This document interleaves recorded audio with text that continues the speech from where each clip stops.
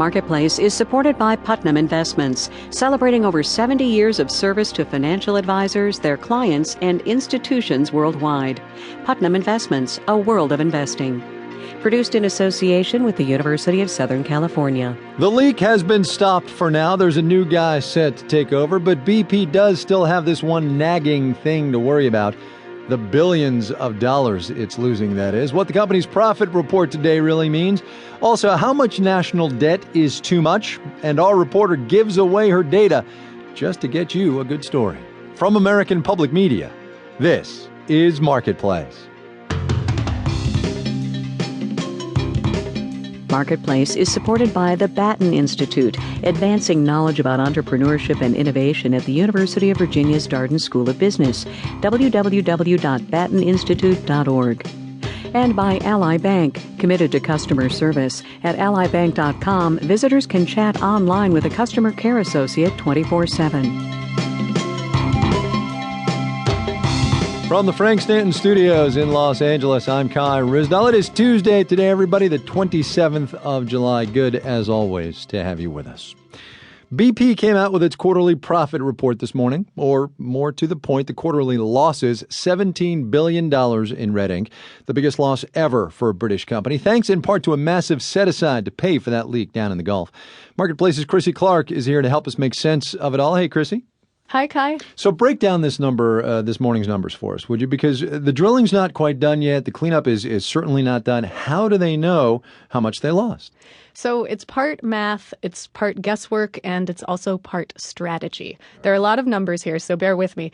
They actually made $5 billion in profit. From operations, right? Exactly. But that was all negated by their estimate that they're going to lose $32 billion over the next several years in cleanup costs. That's where the guesswork and the strategizing comes in, because BP doesn't want to admit maximum liability here. That would imply that this was more than just an accident, that they were grossly negligent here. And if that were the case, the fines, first of all, would go up from about $1,000 a barrel of spilled oil a day to $4,000 a barrel.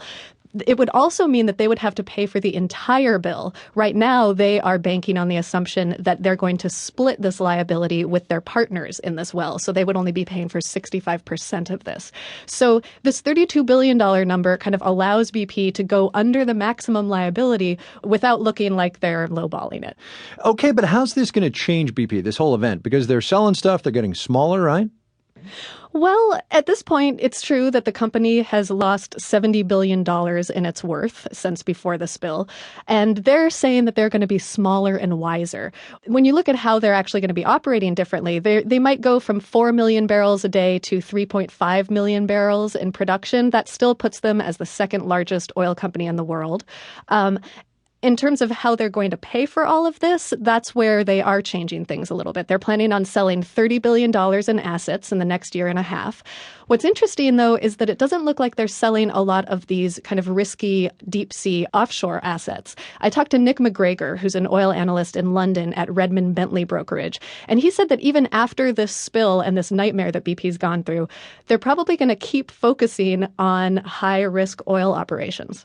I think BP is in a difficult position because having identified itself as a specialist in difficult-to-reach oil, exactly the sort of areas that they were working on in the Gulf of Mexico, for example, BP, to turn on a sixpence and abandon that area would have a problem. What would be next? What I'm hearing then, Chrissy, from you and from Mr. McGregor here is that it doesn't sound like BP is going to change its exploration strategy at all. Right. And in some ways, they can't really, partly because a lot of that easy-to-reach onshore oil is increasingly controlled by sovereign nations in the Middle East, and partly because that's kind of the reputation that they've built themselves on.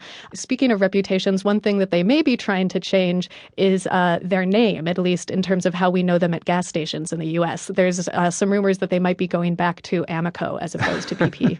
Chrissy Clark on the BP profit numbers this morning and what it means for the company. Chrissy, thanks a lot. Thank you. For all those many months that Congress